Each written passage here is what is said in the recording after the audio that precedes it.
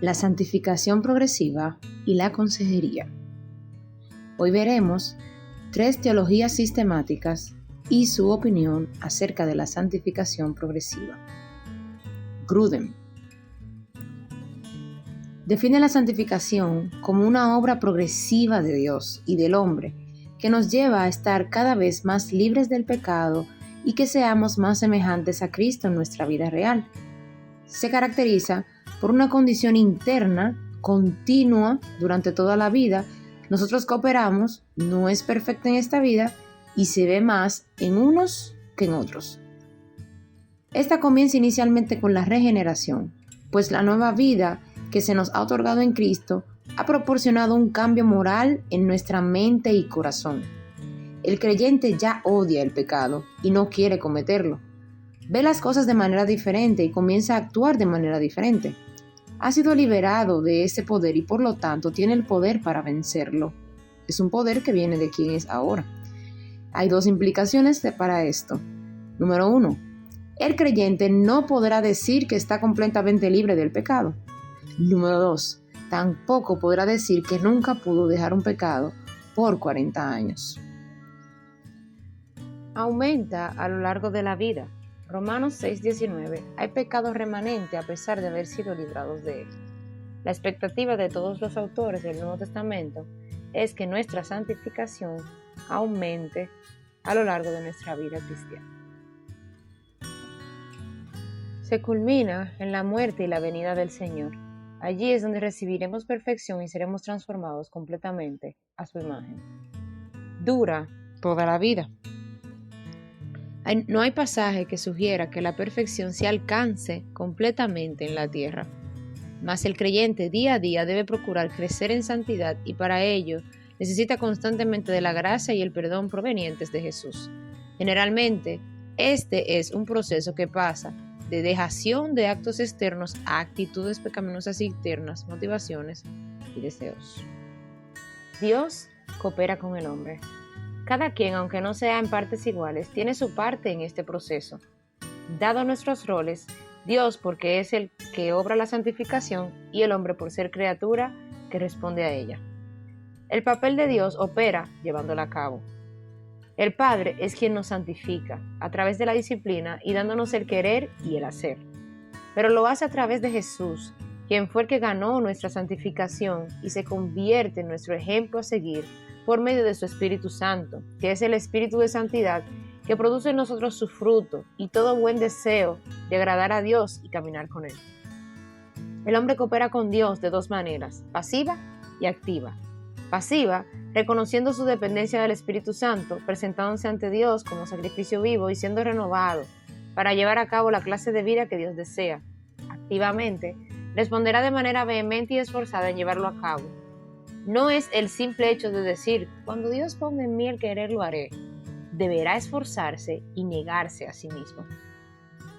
Muchos pasajes específicos del Nuevo Testamento nos animan a que prestemos detallada atención a los varios aspectos de la santidad y de la piedad en la vida. Debemos edificar continuamente pautas y hábitos de santidad, porque una medida de madurez es que los cristianos maduros tienen la capacidad de distinguir entre lo bueno y lo malo, pues han ejercitado su facultad de percepción espiritual, según Hechos o Hebreos 5:14. El Nuevo Testamento no sugiere ningún atajo mediante el cual podamos crecer en santificación, sino que solo nos anima repetidas veces a darnos a nosotros mismos a los medios antiguos y reconocidos de la lectura de la Biblia y la meditación, según el Salmo 1, 2, Mateo 4:4, Juan 17:17, la oración, según Efesios 6:18 y Filipenses 4:6, la adoración, según Efesios 5, del 18 al 20, al testimonio, según Mateo 28, del 19 al 20, al compañerismo cristiano, según Hebreos 10, del 24 al 25, a la autodisciplina y al dominio propio, según Gálatas 5:23 y Tito 1:8. Se debe mantener un balance entre nuestro papel activo y pasivo. Si se deja el papel activo, caeremos en pasividad perezosa, pero si por el contrario dejamos el papel de dependencia, seremos legalistas y orgullosos.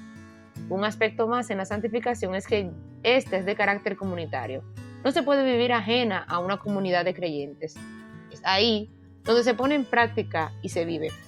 afectará nuestra mente, emociones, voluntad y cuerpos en cada parte de nuestras vidas. La santificación no producirá otra cosa más en el creyente que gozo y belleza. Le haré ver que en Dios haya la verdadera felicidad, la plenitud, y cada día estará más preparado para el cielo que nunca. Berkov.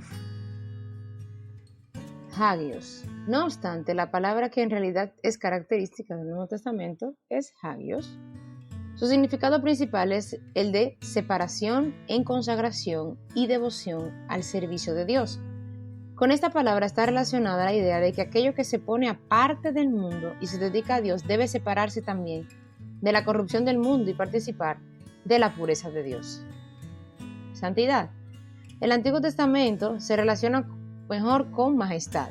No es solo un atributo de Dios, es lo que Él es, todo su carácter divino, completamente trascendente a toda la creación. Un ser pecador tiene una aguda conciencia de Él, pues ante su presencia se descubre claramente nuestra condición profana y pecadora. Dios revela toda su santidad en todo lo que hace. La idea de santidad nunca es la de una bondad moral considerada en sí misma, sino la de una bondad ética vista en su relación con Dios. Un hombre puede ser exaltado por sus altos comportamientos morales y aún así ser un extranjero en el ámbito de la santidad. La Biblia no exige pura y simplemente un mejoramiento moral, pero sí un mejoramiento moral en relación con Dios, por causa de Dios y con el propósito de servir a Dios. La santificación puede definirse como aquella operación bondadosa y continua del Espíritu Santo mediante el cual Él o la pecadora justificada lo liberta de la corrupción del pecado, renueva toda su naturaleza a la imagen de Dios y lo capacita para hacer buenas obras. Es una obra sobrenatural de Dios sobre la vida del creyente. Él es quien la facilita y brinda los medios al hombre para la cooperación de éste en ella. Consiste en la mortificación del pecado, es decir, el removimiento y despojo gradual de éste, según Romanos 6:6 y Gálatas 5:24, y la vivificación del nuevo hombre, creado en Cristo Jesús para buenas obras.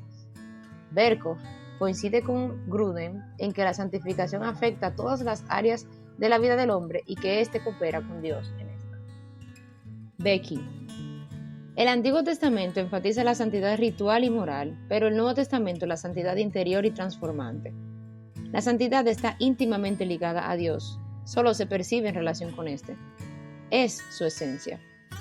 Si lo vemos como atributo, es más enfatizado con los demás, los califica. De hecho, se le atribuye a Dios el nombre de santo. Dos verdades acerca de la santidad es que solo Dios es santo, distinto y trascendente de todo lo existente, completamente y absolutamente puro y perfecto.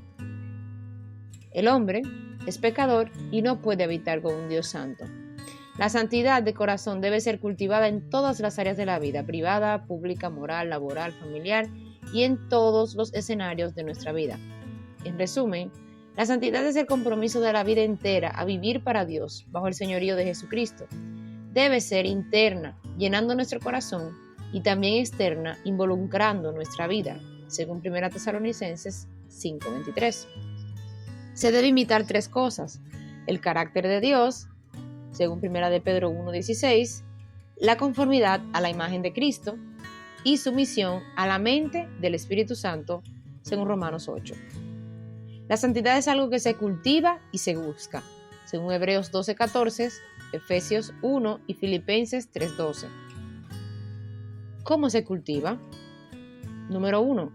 Conocer y amar la Escritura. Es el medio principal, implica leerla, orarla, meditarla, estudiarla y memorizarla. Pasar tiempo con ella, no mirarla como un collar de perlas, sino como eslabones. Mediante ella es el que el creyente obtiene la dirección y el alimento necesario para conocer a Dios como realmente es. Número 2. Los sacramentos, bautismo y santa cena. Tomarlos con diligencia, es decir, considerar que son mandamientos y medios visibles de la palabra de Dios y participar en ellos adecuadamente. En el caso de quienes están bautizados, pues no hay que rebautizarse. En la Santa Cena debe ser consciente de sus implicaciones de la comunión que tenemos con Cristo. Número 3. Considerarse muerto al pecado. Creer y cultivar un odio al pecado cada vez mayor. Reconozca que Dios es digno de obediencia, no solo como juez, sino especialmente como un padre amoroso. Haz una realidad en tu vida que el poder que mora en ti es más fuerte que el mismo pecado y de la esperanza de que al final es victorioso. Número 4. Ore y actúe en dependencia de Dios. Número 5. Huir de la mundanalidad. Filipenses 4:8, Romanos 12, del 1 al 2. Número 6. Compañerismo en la iglesia y rendición de cuentas. Y número 7. Vive un compromiso total de tiempo presente para con Dios. No posponga sus decisiones, genera hábitos de disciplina, haga resoluciones. Establezca tiempo sagrado de devoción, examínese constantemente.